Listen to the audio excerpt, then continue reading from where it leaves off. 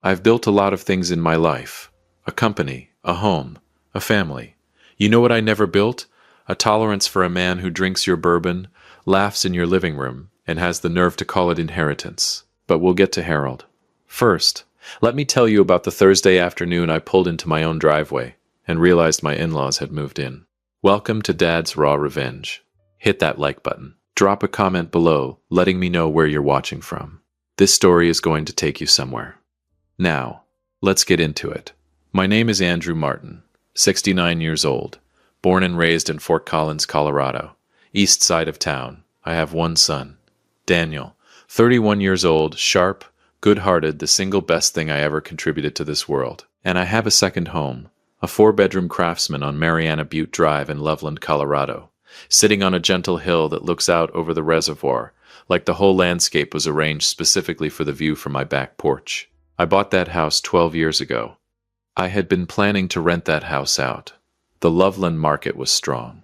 My property manager, Jane Holt, 20 years in Colorado real estate, no nonsense, exactly the kind of woman you want handling your property, had already fielded serious interest from 2 couples. Good candidates. Strong applications. All I needed to do was drive down, walk the property one final time, take some updated photos for the listing, and hand Jane the green light. 45 minutes from Fort Collins to Loveland on a clear August day. I've made that drive more times than I can count. Windows down, the kind of late summer Colorado air that sits warm and dry and honest in your lungs, the reservoir catching the afternoon sun in the distance like it was showing off. Radio on, something I wasn't really listening to. I was thinking about rental pricing, thinking about whether the primary bedroom needed a fresh coat of paint before the new tenants came in. I was in a genuinely good mood. I turned onto Mariana Butte Drive at 2:14 in the afternoon. The street looked exactly like it always did. Clean, quiet, the big cottonwoods throwing long shadows across the pavement. A couple of kids on bikes 3 houses down, doing what kids in August do when the day is still wide open and school is still somebody else's problem. Completely normal. And then I pulled into my driveway. 3 vehicles I didn't recognize. A Chevy Silverado with Kansas plates parked closest to the garage. A white GMC Yukon behind it. A silver Honda Accord with a cracked taillight squeezed along the side fence. My garage door standing wide open. And from somewhere inside the house, music. Not party loud. Just comfortable. The music of people who feel no need to keep it down because they feel no need to explain themselves. I sat in my truck. Didn't reach for the door handle. Just sat there with the engine ticking as it cooled, looking at those 3 vehicles, letting my brain do what it does when something doesn't add up. That slow, deliberate turn, like a combination lock finding its numbers one at a time. Then I recognized the Chevy Silverado. Harold Bennett's truck. My daughter-in-law's father. I'd seen it once before, parked in Daniel and Cassie's driveway 2 summers ago. I sat with that for a moment. Then I turned off the engine, put my keys in my jacket pocket, and walked through my own front door. 6 people. There were 6 people in my house. Occupied. I want you to picture this carefully, because I need you to feel what I felt standing in that doorway. My living room. Harold Bennett in my armchair by the window. My armchair. Leaned back, one ankle crossed over his knee, completely at home. His wife Maureen on the couch. Shoes off, feet tucked under her. The posture of a woman who has decided this place suits her just fine. Their son Kyle in the other chair, phone in hand, hadn't looked up once. Kyle's girlfriend Trish beside Maureen, laughing at something Harold had just said. And 2 people I had never seen in my life. A man in a University of Kansas hoodie and a woman who was barefoot on my refinished hardwood floors. At my kitchen island working through a charcuterie board that had absolutely definitively not been in this house this morning. Someone had gone shopping. For my house. Like it was a vacation rental they'd booked for the long weekend. And on my kitchen counter, open, already significantly reduced, my bottle of Blanton's Single Barrel Bourbon, 2019. A bottle I had been specifically saving for an occasion that had not yet arrived. It had arrived now, just not for me. Harold saw me first. He didn't flinch, didn't straighten up, didn't have the basic human decency to look remotely caught. He saw me standing in my own doorway, and his face broke into the wide, easy grin of a man welcoming a guest into his home. Andrew, arms spread wide, bourbon in hand, we were wondering when you'd show up. I stood in the doorway and said nothing, not because I had nothing to say, because I was doing something more important. I was looking. At the open Blantons. At the barefoot woman on my floors. At Kyle, who still hadn't looked up from his phone. At Maureen, who gave me a small finger wave from the couch like I was a neighbor who'd popped by unexpectedly, and she was graciously receiving me. Then I looked back at Harold. "Harold," I said. My voice came out completely level. "Didn't plan it that way. It just came out that way, the way water finds level without being told to. What is going on here?" Not a question. A statement. The kind that requires an answer anyway. He waved his hand. The gesture of a man dismissing a mildly amusing concern. "Oh, don't worry about it," he said. "Don't worry about it. In my house. With my bourbon. Cassie said it was fine. We needed somewhere for the family to stay. Kids were coming through." He gestured around the room like he was presenting it to me. Great house, by the way. That view out back is something else. I let that sit for one breath. "Cassie said it was fine," I repeated. "It'll be hers anyway," Maureen offered pleasantly from the couch. Reasonably, like she was commenting on the weather. "Once Daniel and Harriet's, so really we're basically." Then he laughed. "I need you to stay here with me, because this is the moment." Not Maureen's comment. Not the open bourbon. Not the barefoot stranger on my floors. The laugh. Harold Bennett's full, genuine, completely unguarded laugh. The laugh of a man who has done the math, liked the answer, and sees absolutely no reason to hide it. The laugh of a man who believes in his bones that whatever Andrew Martin has built is already, in some permanent and settled way, available to the Bennetts. And that the funniest thing in the room right now is the idea that the man standing in the doorway might actually do something about it. Kyle snorted without looking up. Trish cackled on cue. The man in the Kansas hoodie raised my bourbon glass toward me like a toast. I let the laughter finish. Didn't interrupt it. Didn't rush it. Let it run its full length the way you let a man talk until he's said enough. Then I walked in. Not fast. Not with heat in my step. I walked the way I walk into every room I own, like I have all the time in the world and every right in it. All the way to the center of my living room. Stopped there. Looked around one more time. The bourbon, the bare feet, the charcuterie board, Kyle's phone, Harold's grin. Then I looked at Harold and I spoke quietly enough that everyone leaned forward slightly without realizing they were doing it. "I'm going to say this once," I said. "This is my house. My deed. My name." A pause. Short, clean, deliberate. "I don't know what Cassie told you. I don't know what you told yourselves on the drive here. But I need every person in this room and every vehicle in my driveway gone before I get back. Harold." Just his name. Flat and final as a period at the end of a sentence. He closed it. I looked around the room one last time. Let my eyes land on each face, slowly, without rush, the way you look at something you're committing to memory. Then I walked back to my front door, opened it, and paused with my hand on the frame. "Make sure you replace the bourbon," I said. I pulled the door shut behind me, because telling them to leave was the floor. What came next was the ceiling. And Harold Bennett had absolutely no idea how high it went. I got in my truck. I backed out of my driveway at a normal speed. I drove 4 blocks down Eisenhower Avenue and pulled into the Starbucks parking lot and sat for a minute with the engine running and the air conditioning on and the late August sun pressing white and flat against the windshield. Then I pulled out my phone and called my son. Daniel answered on the second ring. "Hey, Dad. Everything okay?" "No," I said. "But I need you to answer a question before I explain anything else." A pause. Concern creeping in. "Okay. Did you give Cassie a key to the Loveland house?" Silence. The kind that lasts too long. "Yeah," he finally said. "Months ago. She said she wanted to be able to check on the place. Water the plants if you were gone for a while. I didn't think anything of it. Did you tell her she could give it to anyone else?" "Of course not." His voice tightened. "Dad, what happened?" I let out a long breath.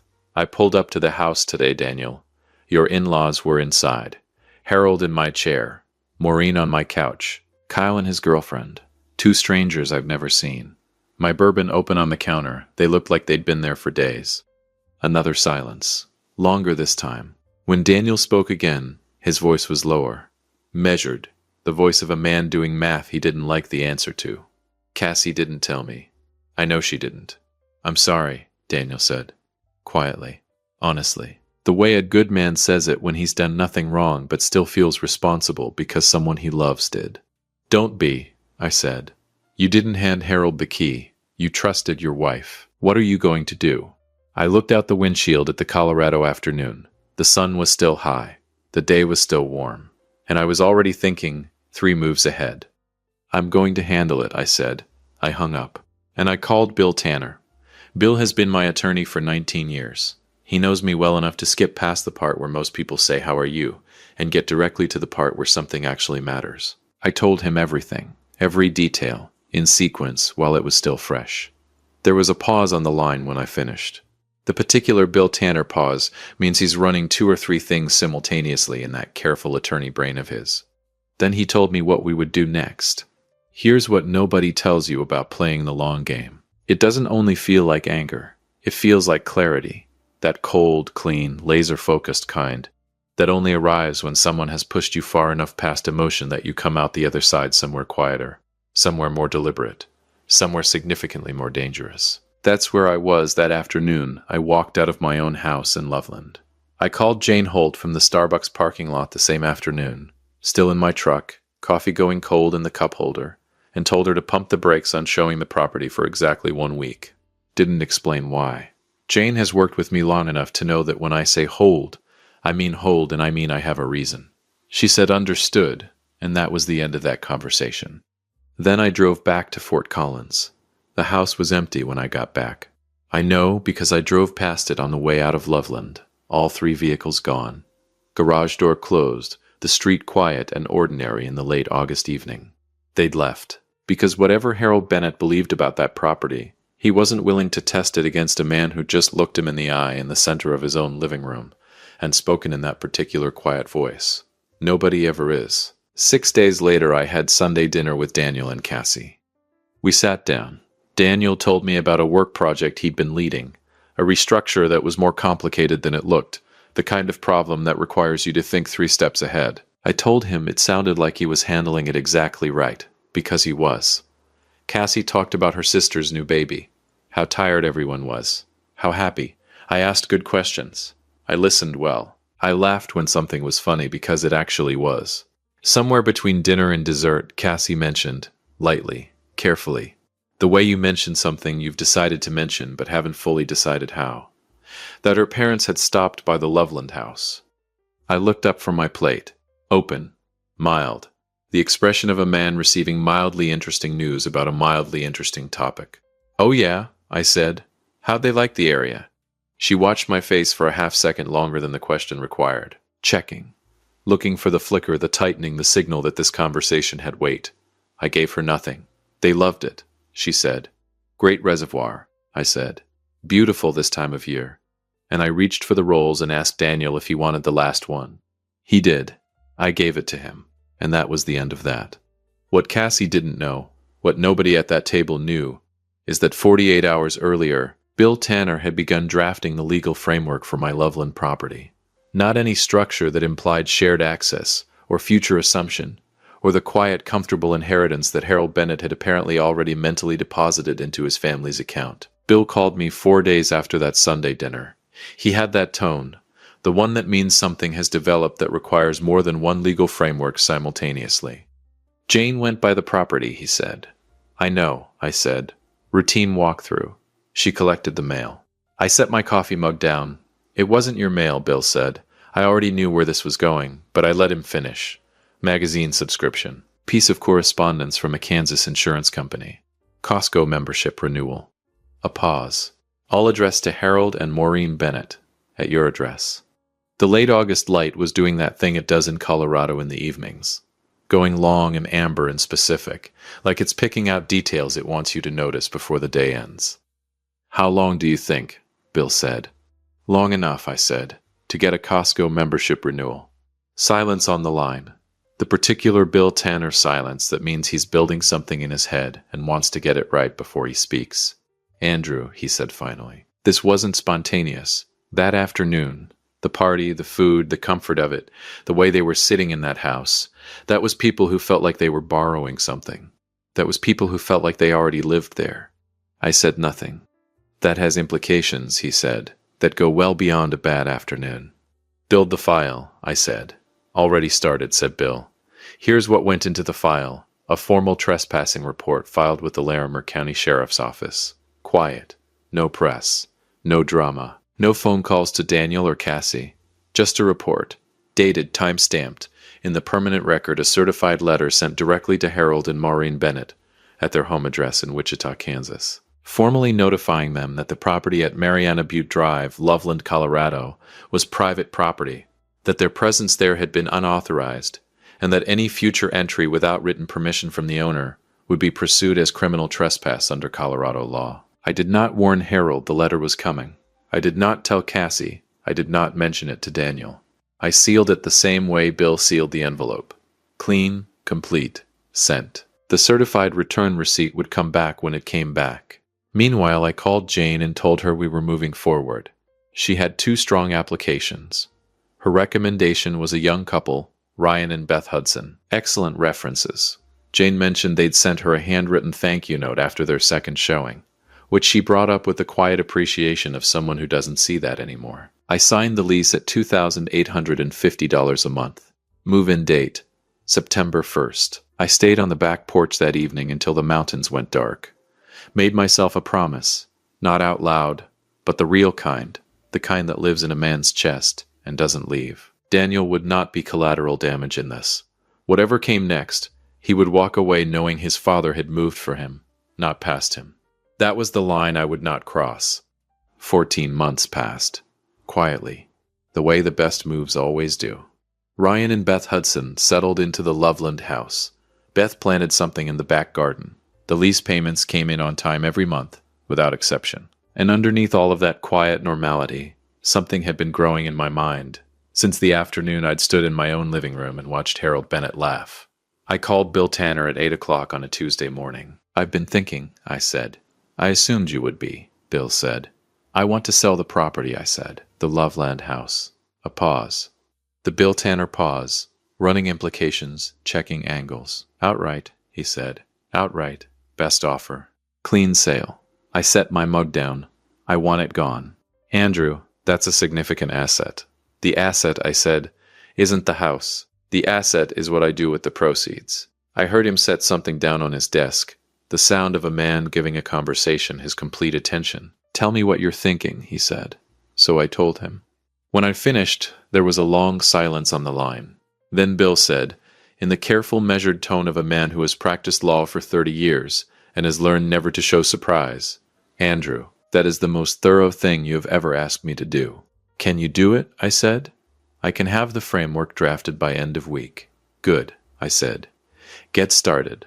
I hung up, poured a second cup of coffee, and started making other plans. Here is what Bill Tanner built over the following 2 weeks. I want you to pay attention to every piece of this, because every piece matters. First, the house. Jane Holt had it listed within 4 days. Good photos, honest description, strong asking price. By day 9, she had 3 serious offers. I took the cleanest one, a couple from Denver, closing in 30 days. I signed the paperwork on a Wednesday afternoon and felt nothing but certainty. The house was gone. Whatever assumption Harold Bennett had been quietly building his future on had just been sold to strangers for fair market value. No drama, no announcement. Just gone. But that was only the beginning. The proceeds went directly into a trust. Not a simple trust. A specifically, carefully, deliberately structured trust that Bill spent the better part of a week drafting with the kind of precision that makes other attorneys uncomfortable. Here is what that trust said in plain language. Daniel Martin would inherit. Fully. Completely. His father had not abandoned him and had never considered it for a single moment.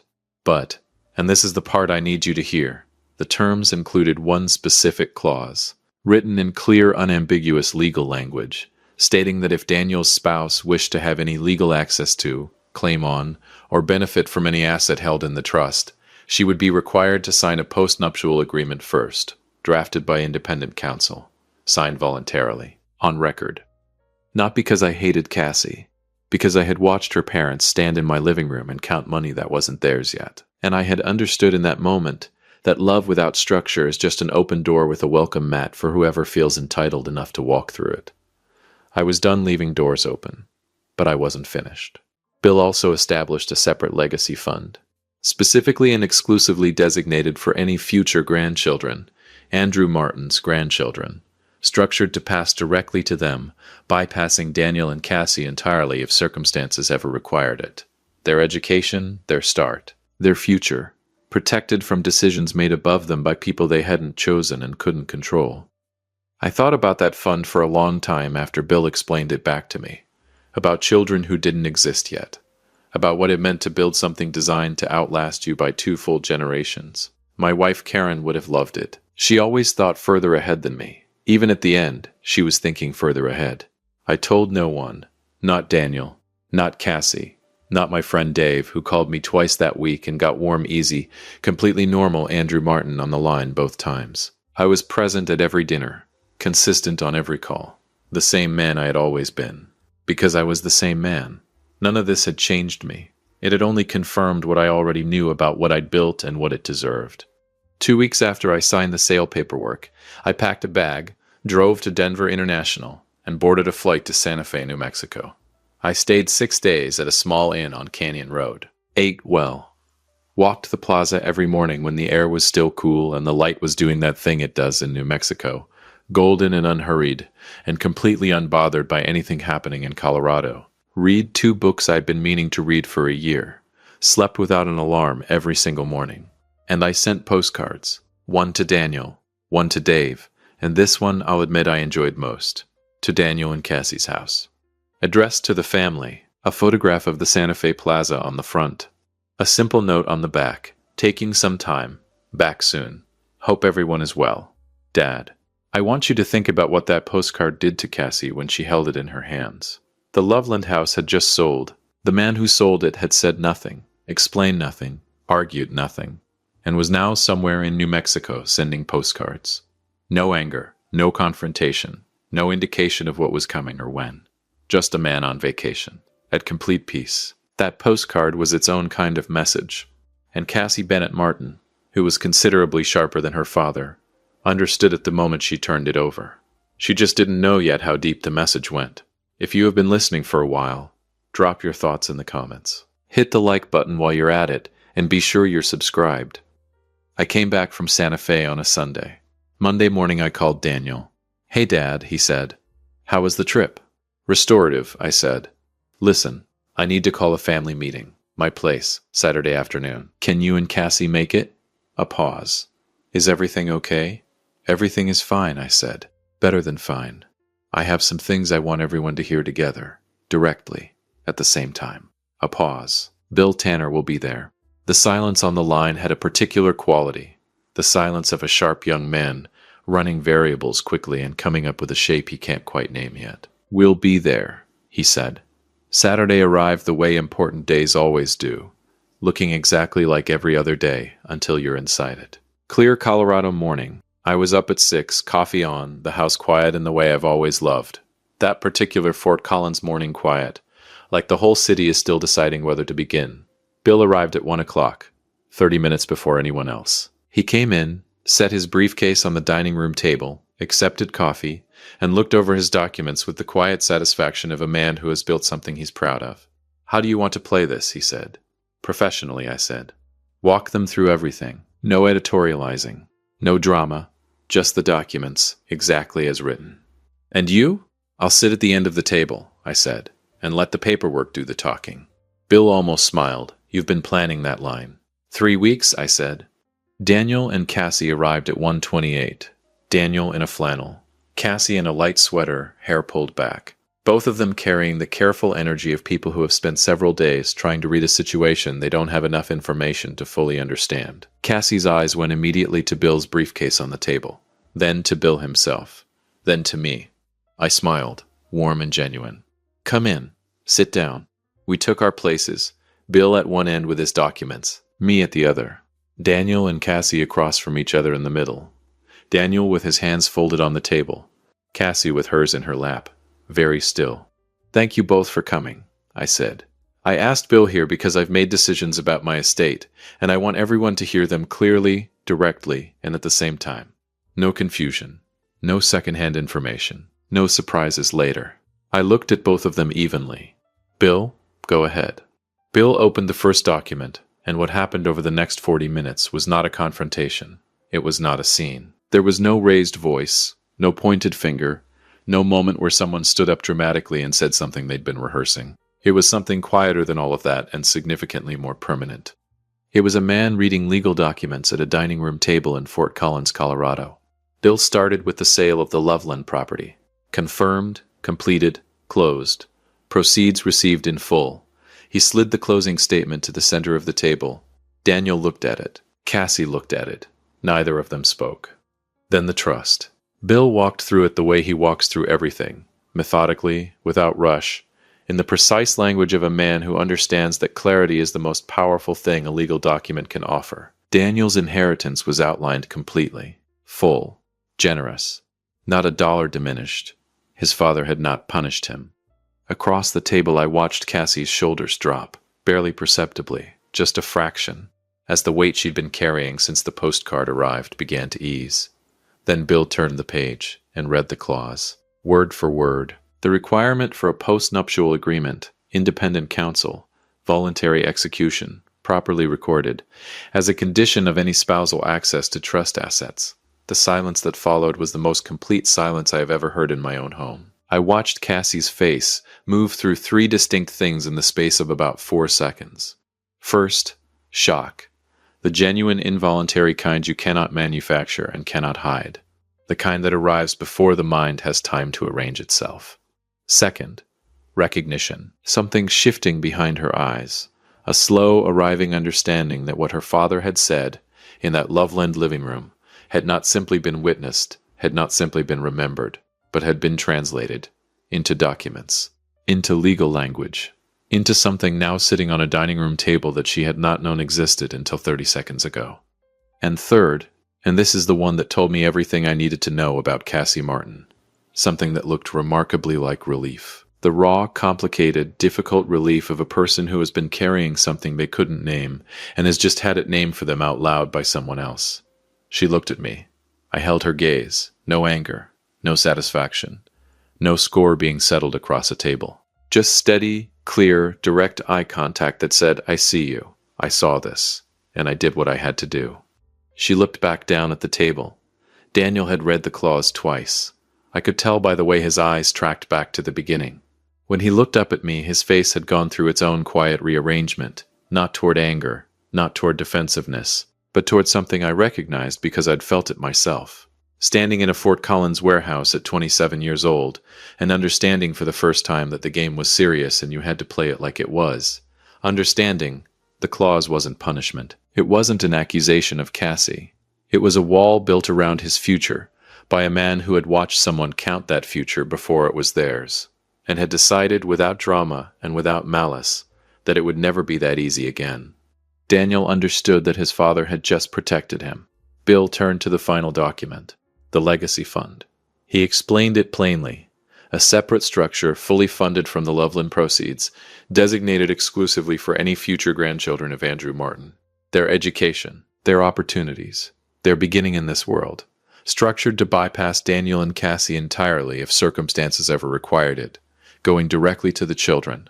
Clean. Untouchable. Already waiting for people who didn't exist yet. Cassie made a sound. Small. Involuntary. Not a word, just the sound that escapes when something reaches you somewhere you weren't guarding. She pressed her lips together and looked at the table, and Daniel reached across and put his hand over hers, right there, without hesitation. Without looking at me for permission or guidance, just reached across and covered his wife's hand with his and held it. I looked at my son in that moment and felt something settle in my chest that had been unsettled for weeks. Whatever was going to happen between Daniel and Cassie, whatever conversations were waiting for them in the car ride home, in the days and weeks ahead, my son was going to be all right. He was strong enough to protect his marriage and understand his father at the same time. He didn't have to choose. I had made sure of that. That was the whole point. Bill gathered his documents with quiet efficiency, closed his briefcase with a soft final click, looked at me, I nodded. Then I pushed my chair back from the table, stood up, and buttoned the middle button of my jacket. Unhurried, the way you button a jacket when something is finished and you're ready for what comes next. I looked around that table, at Bill, who had built this with me and executed it flawlessly, at my son, who had his mother's eyes and my stubbornness and more quiet strength in him than he'd ever had reason to fully use. At Cassie, who was looking at me with an expression I didn't have a single clean word for, complicated and raw, and more honest than anything I'd seen from her since this entire thing began. I spoke slowly, not because I was choosing words carefully, because true things deserve to be heard at the pace they were meant to travel. I built everything in this family, I said. Every asset, every structure, every dollar, and every document Bill just walked you through. I built it with my hands and my time and years of my life that I gave willingly because that's what you do for the people you love. I paused, and I protected it the same way, because that's also what you do. Not to punish, not to control, but because building something and not protecting it isn't love. It's just carelessness wearing a nice face. Then I picked up my jacket from the back of the chair. Now, who wants lunch? Bill stayed for lunch. Daniel squeezed my shoulder on the way out, that same solid grip at the door, the one that says everything without saying anything. Cassie paused on the threshold, turned back, looked at me for just a moment with that same complicated, honest expression. Then she nodded, small, real, and walked out. Sometimes that's enough. Sometimes that's everything. Dave, my friend, called at 4. How'd it go? He said. Fine. I said. Fine. That's all I get? It went exactly as it was supposed to, I said. Bill was excellent. The documents were airtight. Daniel understood everything. And Cassie. I walked to the kitchen window, looked out at the Colorado afternoon, the mountains in the distance, permanent and unchanged, completely indifferent to the Bennett family's assumptions about what belonged to them. Cassie nodded on the way out, I said. The real kind. Dave was quiet for a moment. And Harold? When he hears, Harold will hear everything through Cassie, I said. The sale, the trust, the clause, the legacy fund. He'll sit in his kitchen in Wichita and understand what it all means. I paused.